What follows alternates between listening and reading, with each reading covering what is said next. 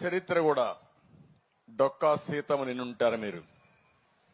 East గోదావరిలో గన్నవరంలో ఉండేది. ఆ రోజుల్లో ఎవరైతే గోదావరి దాటొస్తే ఎన్నో ఇబ్బందులున్నాయని వంట చేసి వచ్చిన వాళ్ళందరికీ తిండి పెట్టేది. అందుకే ఇప్పటికి కూడా డొక్కా సీతమ్మ అంటే అన్నదానం చేయడంలో మేటైన మహిళగా చరిత్రలో మిగిలిపోయింది, శాశ్వతంగా గుర్తుపెట్టుకుంటున్నాం.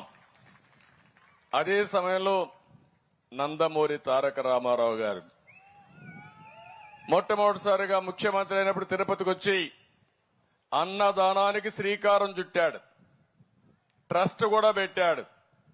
ఈ రోజు ఎంతో మంది భక్తులు వచ్చారు, ఉండిలో డబ్బులు వేస్తారు, అన్నదాన ట్రస్ట్ కు నిధులు ఇస్తారు. దీనివల్ల ఒక్క రూపాయి టీటీడీ నిధులు పెట్టకుండా వచ్చే డబ్బులతోనే 1,00,000 మందికి అన్నం పెడుతున్నారంటే అది ఆ మహానాయకుడు చూపించిన స్ఫూర్తి.